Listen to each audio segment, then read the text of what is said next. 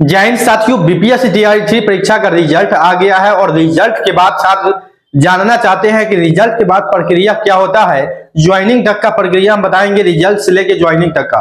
Result आपका आ गया है और रिजल्ट के बाद किन किन प्रक्रियाओं से आपको गुजरना पड़ेगा और किन किन बातों को ध्यान में रखना है और कहां कहां सावधानी भी बरतना है, क्योंकि इस परीक्षा के रिजल्ट के बाद आपको जो भी प्रक्रिया है उसमें काफी सावधानी बरतनी होगी, क्योंकि एक लापरवाही के कारण आपकी जो है रिजल्ट पर असर पड़ सकता है। तो खास हम आपको बताएंगे और कहां सावधानी बरतना है उस चीज की भी बताएंगे। पूरा चीज हम आज लेके आए हैं, पूरा चीज रिजल्ट से लेके ज्वाइनिंग तक, ट्रेनिंग तक, सारा कुछ आपको बताएंगे। ठीक है, तो साथियों वीडियो पर बने रहे। सबसे पहले आपको बता दे, आपका जो है वो रिजल्ट, ये जो स्टेप है, ये स्टेप आपका क्लियर हो चुका है। ये स्टेप क्या है, आपका क्लियर हो चुका है, यानी रिजल्ट आ चुका है। ठीक है, सभी छात्रों का रिजल्ट आ चुका है 1 to 5 और 6 to 8।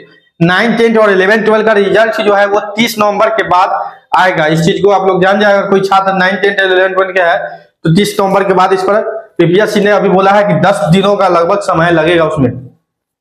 तो 9, 10 और 11, 12 का रिजल्ट जो है वो 30 नवंबर के आसपास या उसके बाद ही जारी हो सकता है।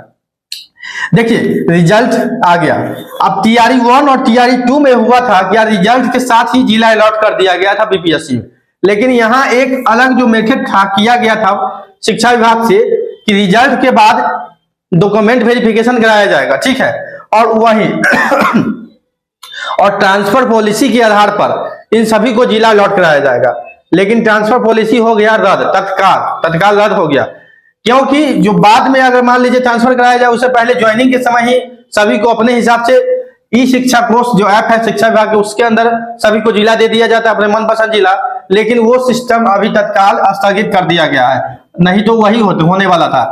अगर वो पहले रद्द होता तो बीपीएससी ही आपको जिला अलॉट कर देती, लेकिन अब जिला जो अलॉट करेगा वो शिक्षा विभाग आपको देगा रोल नंबर के हिसाब से। आपने जो भी फॉर्म भरने वक्त ऑप्शन चूज किया होगा, 3 ऑप्शन का विकल्प दिया गया था, ऑप्शन 1, ऑप्शन 2, ऑप्शन 3। 3 जिले का चयन करना था, जिसमें आप किसी भी जिले का चयन कर सकते थे, जैसे कि मुजफ्फरपुर, सीतामढ़ी, वैशाली, जो भी आपका चयन करना है वो कर सकते थे। अगर आपने किया है मुजफ्फरपुर तो संभावित है कि आपका पहला भी चॉइस मिलेगा, जहां पर जिस जिले में जितना रिक्ति रहता है उतना टीचर को उस जिले में भेज दिया जाता है। जिला वाइज रिक्ति रहता है, उस जिले में उतना भेज दिया जाता है। ठीक है, तो आपको इसके बाद जो रिजल्ट के बाद है जिला अलॉट किया जाएगा, जिला कि किस जिले में आपको जाना है। ठीक है, जिला अलॉट करने के बाद आपको उस जिले में जाकर डीआरसीसी ऑफिस में डीवी कराना होगा। इसका लेटर निकलेगा, आपको बता दें इसका लेटर भी निकलेगा शिक्षा विभाग की तरफ से, इसको बढ़ाना नहीं है। पहले जिला अलॉट होगा, उसके बाद डीवी कराना है। और डीवी जब कराते हैं तो यहाँ कुछ चीजों का आपको सावधानी बरतनी है। डॉक्यूमेंट जो आपने आवेदन करने समय लगाया था वही डॉक्यूमेंट आप ले जाएंगे, सेम टू सेम। ठीक है, और इसमें जो आपको ऐड करना है, एक आपको एप्लीकेशन फॉर्म ऐड करना है। कौन सा, जब आपने बीपीएससी का फॉर्म भरा था टीचर वाला फरवरी या मार्च के दोनों समय आवेदन हुआ था उस समय, तो फरवरी में जो आवेदन किया था उसका जो प्रिंट आउट है उसको आपको ले जाना है, प्रिंट आउट। ठीक है, और उसके बाद जो भी डॉक्यूमेंट है ओरिजिनल और 2 सेट में जीरोक्स जरूर रखेंगे, 1-2 फाइल एक्स्ट्रा भी रखेंगे, क्योंकि आप ही का डॉक्यूमेंट है, सेफ रहेगा। यहाँ जब डीवी होता है, आपका जब प्रोसेस क्लियर होता है तो यहीं से इसी स्थान से आपको एक ऑफर लेटर दिया जाता है। ऑफर लेटर में होता क्या है आपको बता दें, आपको ऑफर किया जाता है, ऑफर लेटर का मतलब समझ रहे हैं।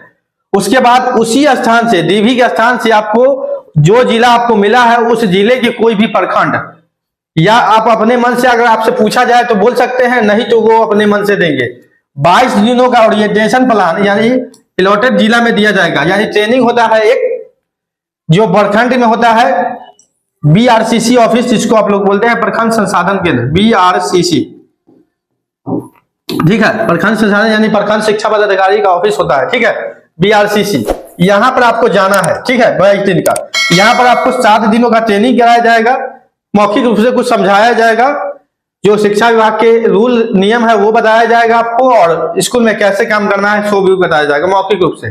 ठीक है, और यहीं से आपको क्या किया जाएगा, यहीं से आपको एक स्कूल में भेजा जाएगा, कोई भी स्कूल में, उस प्रखंड के अंतर्गत जो स्कूल आता है उस स्कूल में भेजा जाएगा, जहां आपको 15 दिनों तक पढ़ाना है मौखिक। ये फिक्स नहीं है, ये स्कूल फिक्स नहीं है, यहाँ पर आपको टेम्पोररी पढ़ाना है 15 दिनों तक। या 30 दिनों तक भी हो सकता है। ये दिन 15 से 30 दिनों के बीच का भी हो सकता है, ठीक है, मिनिमम 15 दिन या मैक्सिमम 30 दिन।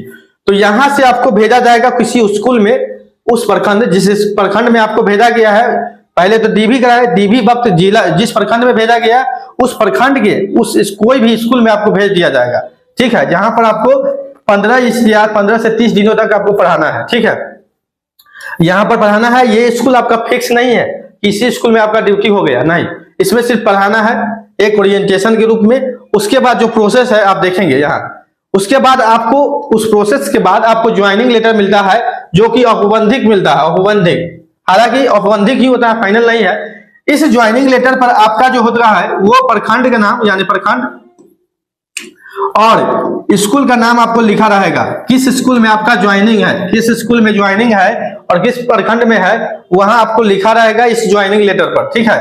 और वो ज्वाइनिंग लेटर लेकर आपको जितना समय दिया रहेगा, उसमें ज्वाइनिंग का समय दिया रहता है, उस समय के अंदर आप उस स्कूल के हेडमास्टर से यानी एचएम से संपर्क कर अपना ज्वाइनिंग करवा सकते हैं। ज्वाइनिंग एक्सेप्ट जो है वो हेडमास्टर करेंगे उस विद्यालय के, आपके समय के अंदर, यानी आपको जो समय दिया गया है ज्वाइनिंग में अंदर, अलॉटेड विद्यालय में ज्वाइन कर लेना है, ठीक है, और एचएम से संपर्क करना है, ठीक है, एचएम से संपर्क कर आप ज्वाइनिंग करवाएंगे, ठीक।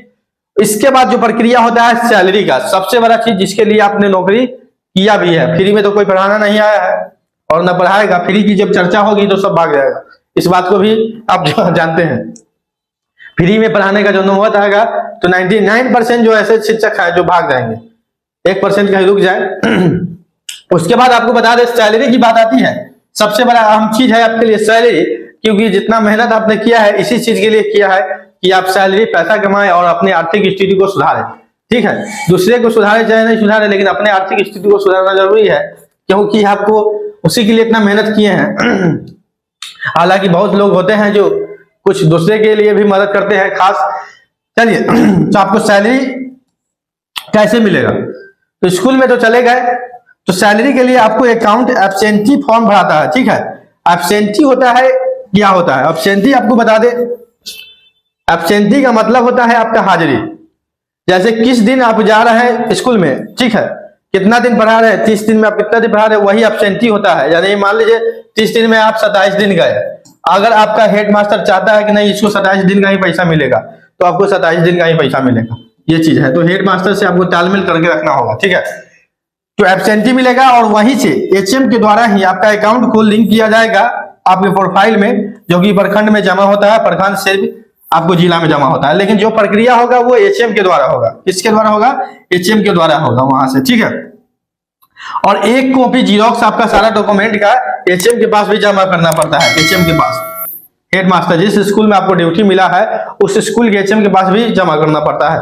और आपको इससे संबंधित कोई समस्या है, कोई सवाल है जो कि आपको कंफ्यूजन पैदा कर रहा है, तो आप हमसे संपर्क कर सकते हैं, कमेंट के माध्यम से कमेंट कर सकते हैं। तो साथियों, पूरा प्रोसेस आपने समझा होगा कि आपको रिजल्ट की बात करना क्या है, ठीक है। फिर भी आपको कोई कंफ्यूजन है कुछ पॉइंट पर, तो आप समझ सकते हैं, हमसे जान सकते हैं। आपको सैलरी का जो अकाउंट लिंकिंग है वो एसबीआई होता है, एक चीज समझ ले यहाँ पर कि एसबीआई का अकाउंट ही यहाँ पर लिंक होता है। एसबीआई का अकाउंट जिनके पास है वो लिंक कर सकते हैं, नहीं अन्यथा आपको खुलवाना पड़ेगा। और एचएम के द्वारा अकाउंट जमा होता है, एब्सेंटी बनता है, ये हाजिरी, ठीक है।